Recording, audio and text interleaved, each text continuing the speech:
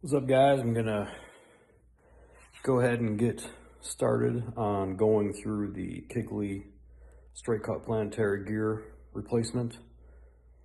I'm just going step-by-step directions from their PDF file. That'll be uploaded as well. And this is just going to be that visual walkthrough so you can sort of see how the process goes. This is my first time, so I don't expect it to be perfect.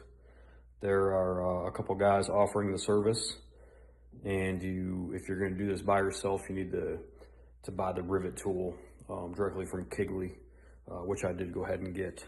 So with that said, we're just going to go ahead and get started. You need a 3/16 drill bit. I did a test one on a hand drill and it did fine. You just have to be careful if you're not experienced. I would not recommend that because it has to be pretty straight without messing up the housing that rivet goes into. And then the other recommended way to do it is the drill press, which I have set up here. Don't mind, I'm in the process of building a garage, so my tools are all over the place right now. So what you're gonna go ahead and you're gonna knock out these 3 rivets and these cavities that are holding these rivets on, these springs.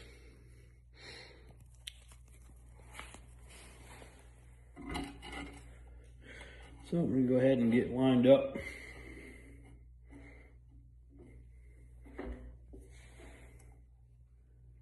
And again, the drill bit is a little bit undersized, but you're just looking to knock that top hat off that is mushroomed out and holds it in, that's retaining it.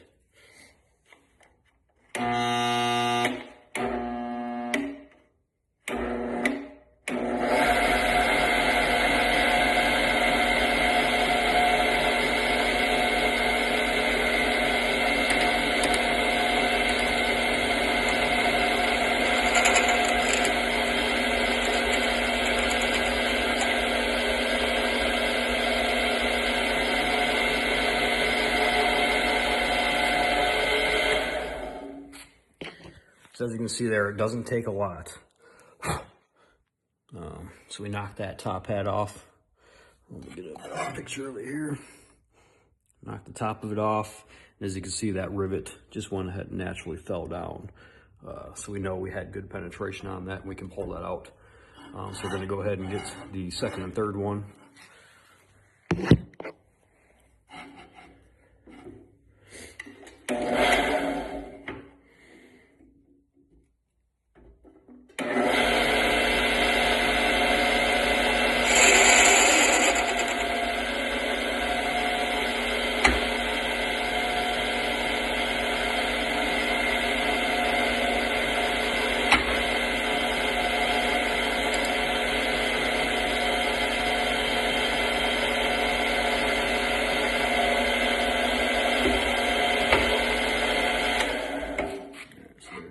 Number 2, I'd probably put some clamps on this. I don't follow all the rules. A little bit old school and probably stupid without the safety shit, but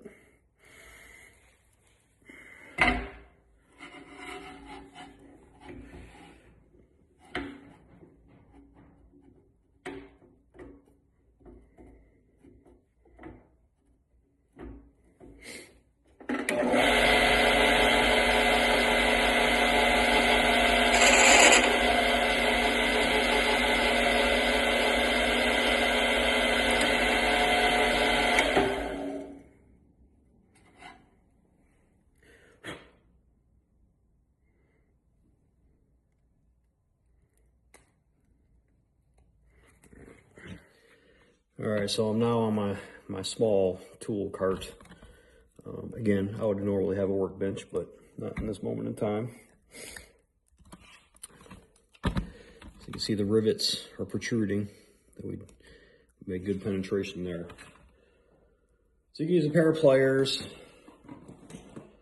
I'm just gonna go ahead and try, the style here. You gotta rotate this retainer on top.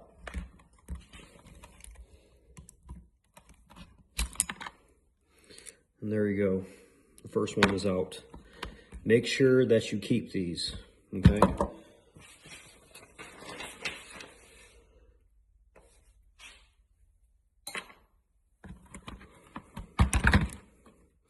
And also if it's like protruding a little bit, you know, you made that penetration. So I'm gonna go ahead and try these. I don't know if it's gonna work.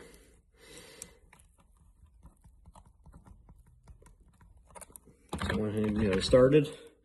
I have enough room for these ones to pull it up. There we go, number 2. There's a look at how it's drilled out on top there.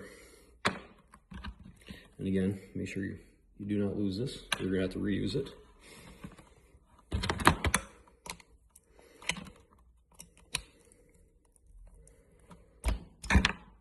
And popped right out, as you can see.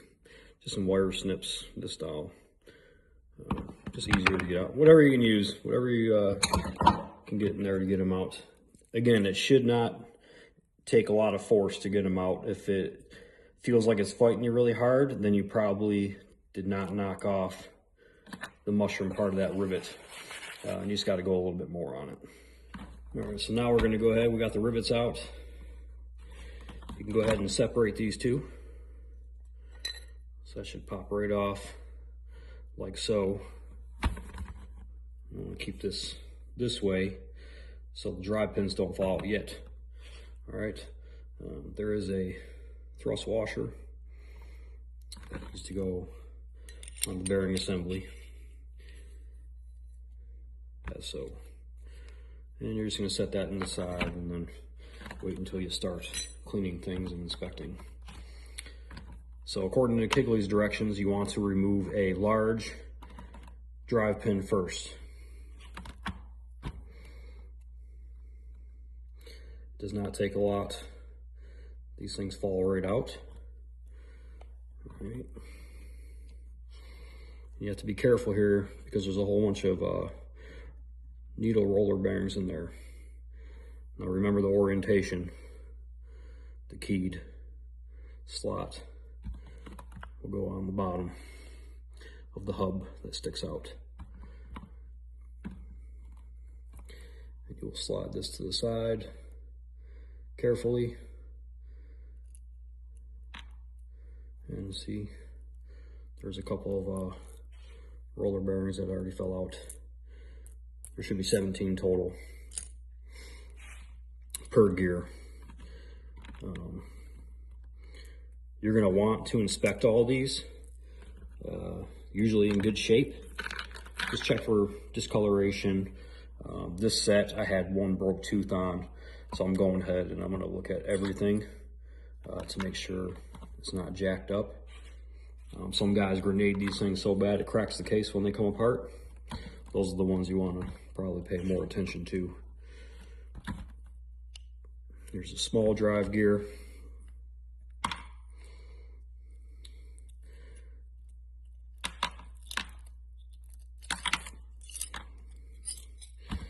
And then you're also going to have these thrust washers. You're going to keep this one. And there's 2 that you'll discard of that we'll go over on assembly. And again, all these drive needle bearings, we're going to go through and inspect them after we give them a clean, some brake cleaner, ultrasonic cleaner, you know, whatever you have in your shop. That's what you're going to use. So I just went slow on that one. All this has got to go back together, so I'm not really going to be gentle. I mean, it's not going to break.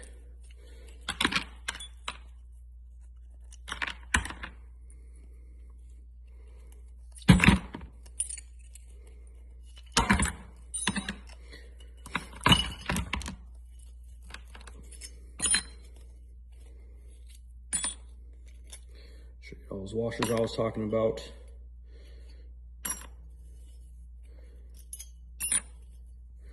All right, and there is the assembly that you are going to reuse. So again, you're going to want to inspect this. If you're using one that had destroyed gear teeth and grenaded your case, I would 100% inspect this because there might be cracked. You might see some gear deflection down where them rollers went, the bottom of the gears. I don't really see any Mars on this little side load, but it could be just factory machining. So I mean, this looks good to reuse for me. And then all your little helical gears, or you can save them or toss them, again, depending if they're any good or not. And self-explanatory things. And there's my broke tooth on this one. That took about 12 passes. They're hit and miss. Some guys can survive a couple years on them. I did pretty well until I started getting to the 8.7 to 8.5 range, ET-wise in the quarter mile. Guessing 850 to 1,000 horsepower mark to the wheels is when I started seeing the issues and the gears started showing wear, so I don't inspect them more often. Luckily, I always caught them in time. Like this one, I got really lucky, because when they grenade, they can just ruin the entire case when it drops down, and it hurts a lot more than just the planetary gears. All right, so next we're going to move into putting a needle bearing into one of the new straight cut gears. This is demonstration purposes. I'm not going to show you every single one. It took me a little bit to get through all the needle bearings because it's a lot of them to inspect. And then I also cleaned the new straight cut gears with a nylon brush and, you know, some parts cleaner. Just get that tar paper off that keeps it from corroding during shipping and storage and whatnot. Whenever you put these things together, automatic transmission, you know, be as clean as possible. It's not always possible, but for something like this that costs $2,000, take your time and do it right. So what I like to use is the assembly goo. The blue, I have green. I've used both in our transmissions, W4A33. Always had really good luck with it. So all I can do is just grab a little dab of it on your finger, get that crap in there. Ding. Nice little coat. Doesn't have to be astronomical. So you can sort of see, trying the best I can, guys. So you can see it's just a light coat in there. Now, when you took this apart, disassembled it, there was two different sizes of these roller bearings. There was a short one and a long one. For demonstration purposes. If I can get this dang thing.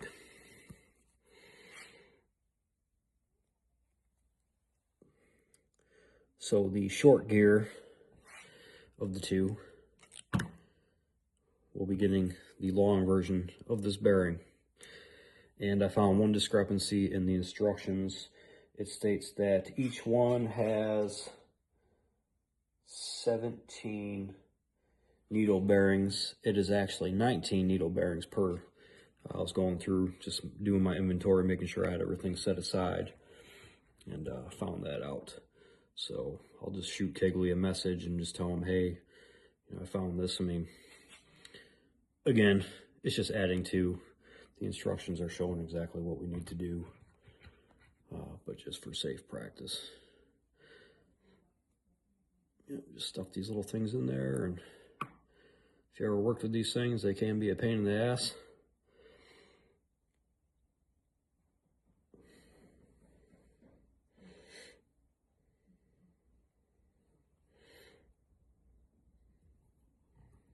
Yeah, this is the boring part, guys. The not so fun stuff about building freaking race cars, right? But at this level,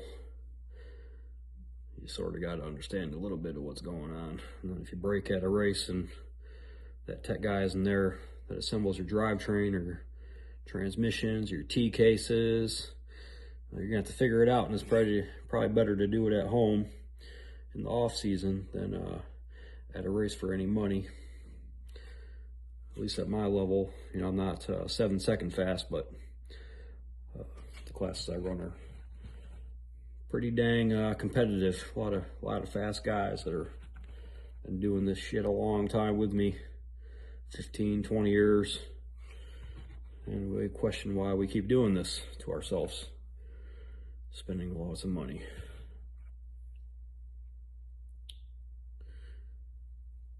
All right, so I got all these damn things in there. The last one's a little finicky. That means it's good and tight. And then I just like to take the pin, slowly work it in there, and just make sure you got all of them in there.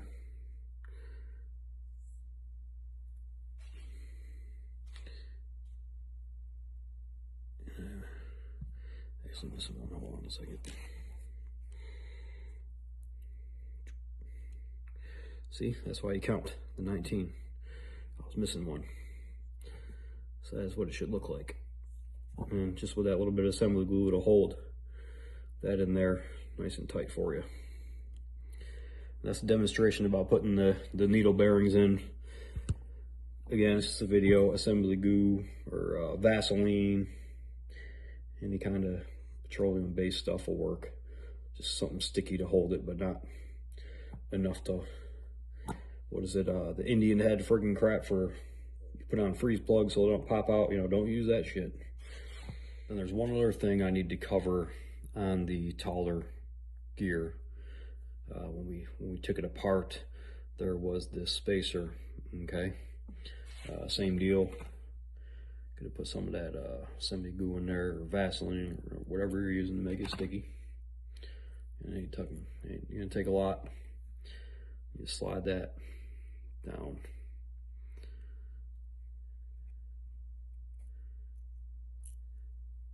You can see it in there. And then that'll just go in the depth, you know, once your bearings are in there. That'll be in the middle section. Not session. All right, so now we're at the point where we've got all of our needle bearings and all these gears. Just test fit that shaft. Again, the instructions say there's 19 needle bearings in each of the small ones. That is, or 17, it's actually 19. And then this one has 19 in the bottom half, spacer, and 19 on the top half. Yep, so just make sure you're tracking that part. So now we go into the carrier assembly. Before we put this on, the large gears, the tall ones, are going to run the steel. And then you're going to have your bronze bushing, and then the steel again. These are going to sit on the top half, like so. So you do steel, bronze, and the steel again.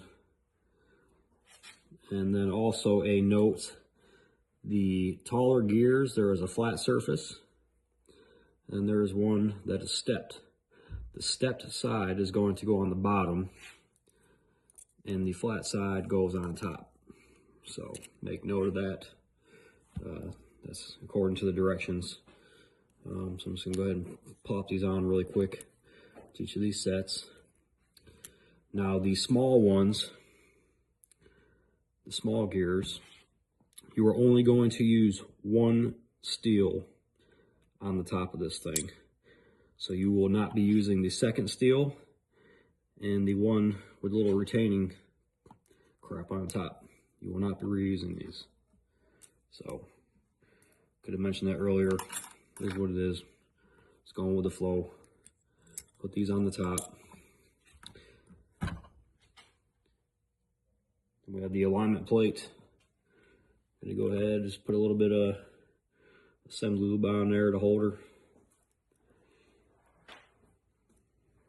Somewhat, still gonna be a pain in the ass to get in, I'm sure. Put one of those on there. And then we will do the small gear first, because we're going in reverse order. I'm gonna go ahead and leave, actually I'm gonna put a little freaking goo on there to hold it.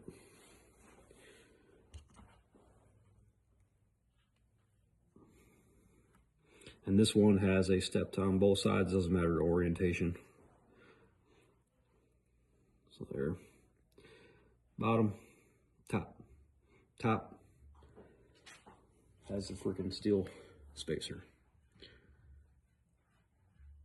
Go ahead and slide her in there. And then just gonna go ahead and use a screwdriver to get that plate a little bit better lined. So if we can get this pin in a little bit easier. Now remember, the slot side goes up and that notch goes down towards the shaft, like I said earlier when I was taking it apart.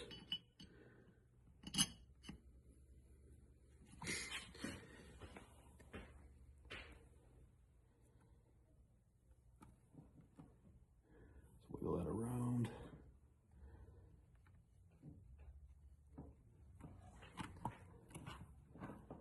And there we go. So that is in there.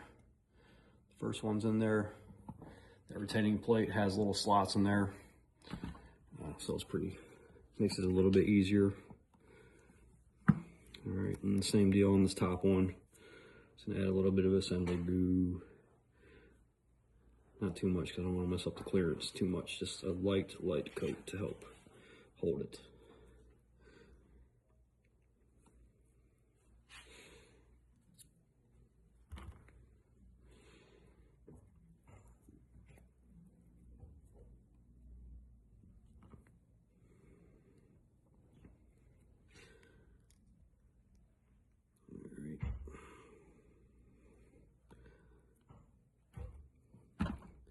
Again, just make sure that the stepped edge is down.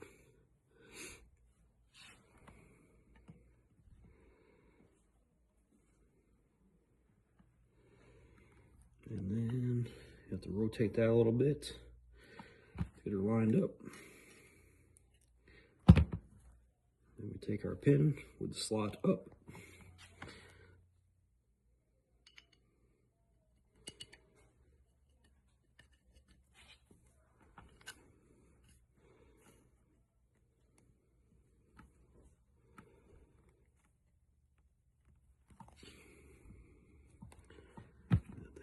Kicked over a little bit, so we just gotta adjust and rotate. And there we go. So there's the bottom, and you have the top. And next I will go through and put these other ones in. I'm gonna stop the video, do that, and then we will get to the measurement. All right, next up, just checking the clearance after we get the pins in there, the gears in. So Kiggly calls for a minimum of 14 thousandths on the big gear, between the top of that thrust washer and the carrier housing. And that's the minimum clearance he calls for. These are all good with some extra room in there. Yep, so those are all good. And then the smaller ones call for a 12th album is 12 thousandths minimum between the carrier and that thrust washer. This one's a little bit tighter, but it goes in. I did go ahead and measure all of these thrust washers. All the steel thrust washers are 19, 20 thou. They're all right there. But so this is all good on measurements. Like I said, that one, the smaller ones are freaking tight, but there's not much you can do because all the steel spacers are the same exact thickness. Unless you some kind of special machining, maybe them guys that professionally assemble these for money do that. I cannot. I'm just a do-it-yourselfer. Like anybody that's going to watch this is probably going to be doing. All right, so now we're going to move into the final stages of this thing. Grab the bottom half of the assembly. The rivet holes, you have to make sure line up with the clutch splines there, and then drops on them like that. Then you're going to go ahead and take your newly supplied Kiggly rivets, nice stainless pieces, And then your spring plates, make sure the hump goes upwards. Those will slide in like so. So spring plate up, rivet. This retainer on top spins easy. I tried doing it by hand, so I gotta lightly tap, whatever your choice of tool is, just to get that access. Again, it doesn't take a lot. Light little taps, just enough to gain the access that you need for the rivet head. And we'll do the next one, and the last one.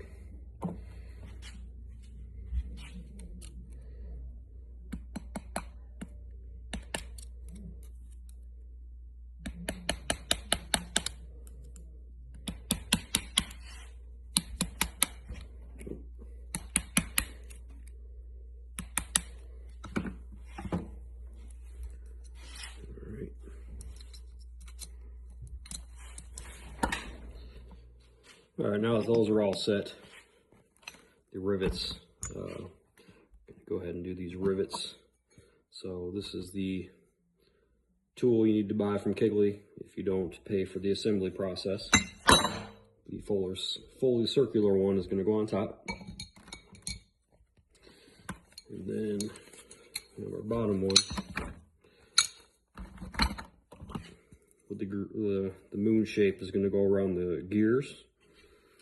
And then you have to make sure these small slots, so you have access to punch your rivets in. Let me just rotate this top one around until the holes line up. Put your bolts in.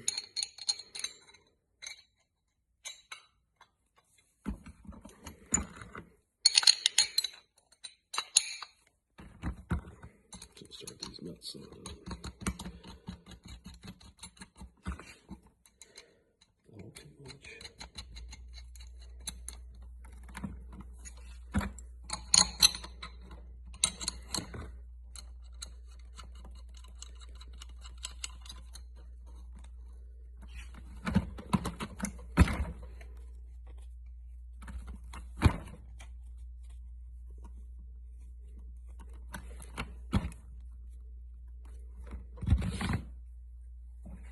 It calls for 10 to 15 foot-pounds on there. See if this brand new digital torque wrench cooperates. I haven't used it yet.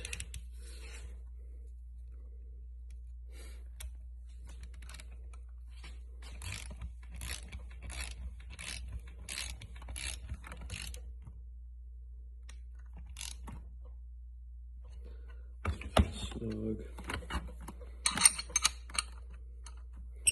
These plates feel like mild steel, so I'm going to circular motion until they're snugged up.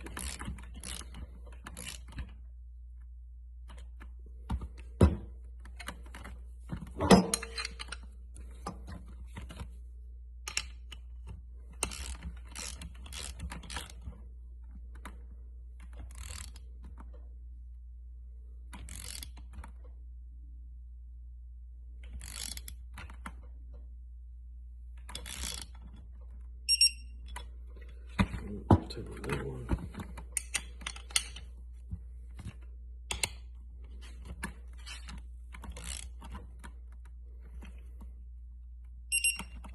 That one.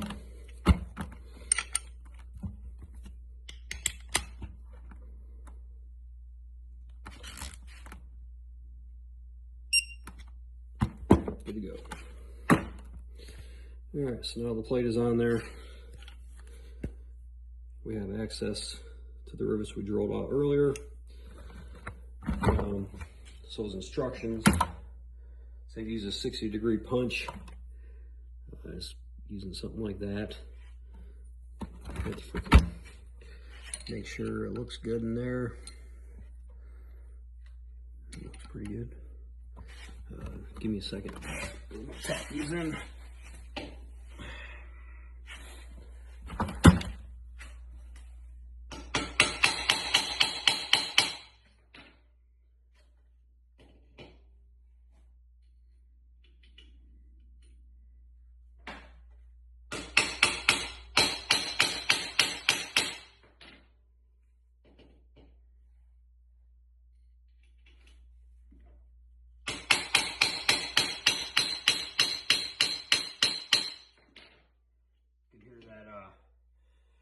it's sound there, which means it's pretty good. Just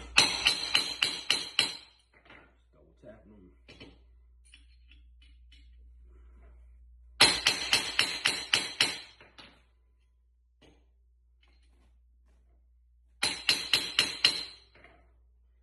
Because we don't want these to fall out.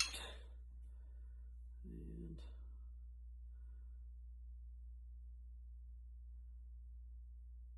those look pretty good to me. So, try to get you a light. It's hard to see. You can sort of see in there.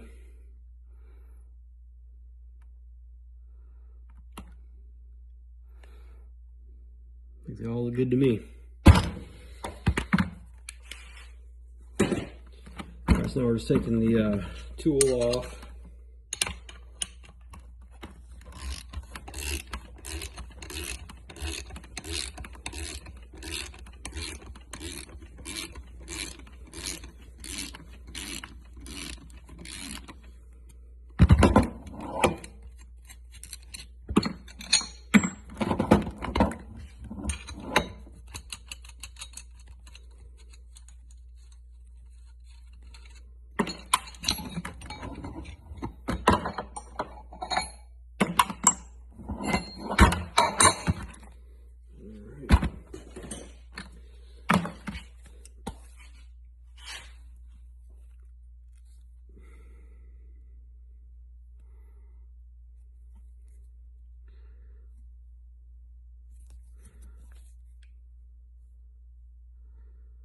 I think those all look pretty good. Nice and flat.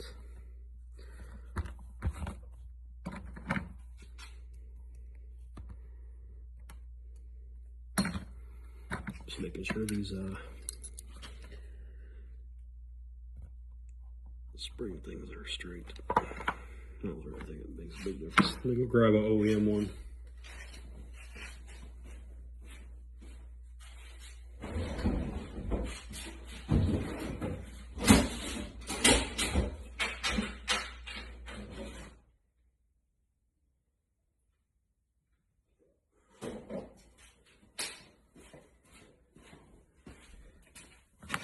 Yep. So on the OEM assembly, at least on my used one, there's like a little bulge underneath the rivet head.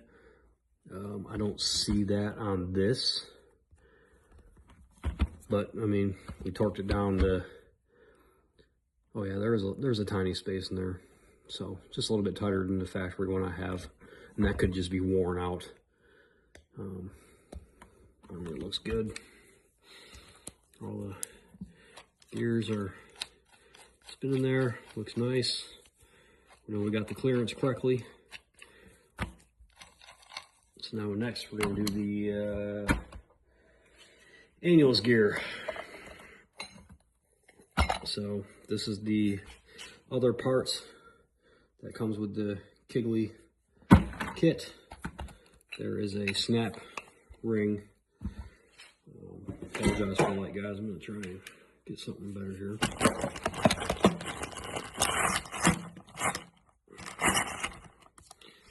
There's a snap ring in here. Just got to find where the opening is. Somewhere. Can't see shit right now. This thing doesn't have a lot of pressure. Just pull it up like that and it comes out.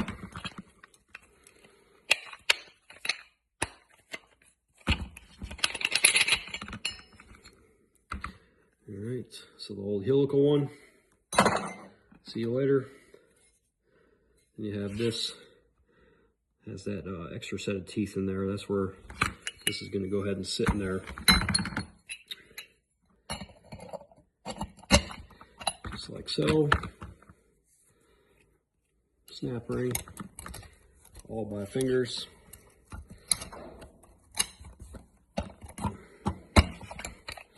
Which is seated. I usually take a flathead screwdriver on all these snap rings, and this in this transmission, usually when I'm going through it. So that part is done.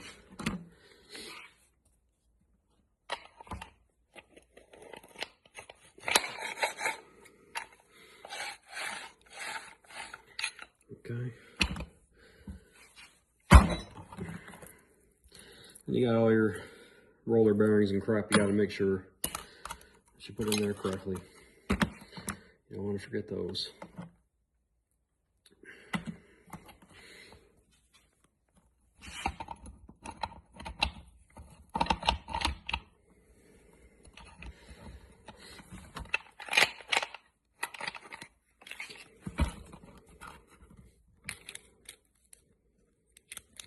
This is where the assembly glue comes in. So after we clean all this stuff, just pull the back side on. A little bit on the back side of that retainer of the thrust bearing. And it sticks right on there.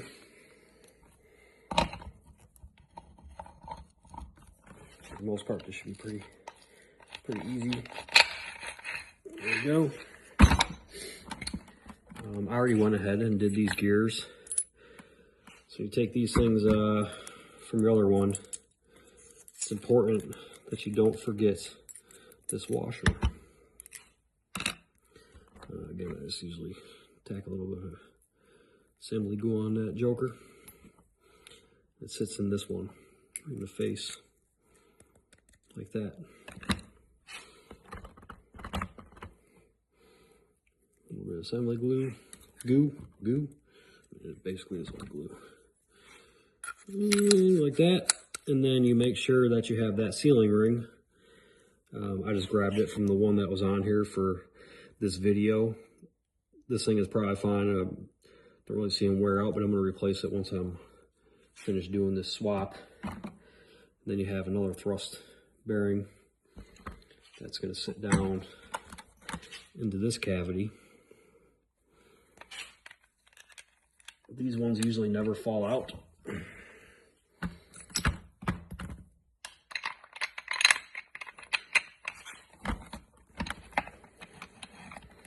Okay, last one. And it is great that he already has the new bushings in there. And that is the complete Kiggly straight cut demonstration. So I appreciate you guys. Hopefully it helps you do it yourself, guys. Again, there might be better people. It's my first video ever. I'm not a big video guy. I don't do tic-tac and all other shit, so I don't know what the fat is or how to add music and shit like that unless it's playing on a computer. So, Brandon Mao, Spec Ops Race Team, hoping to contribute a little bit to the community after all these years, 20 years in the game. And let's have a good 2026.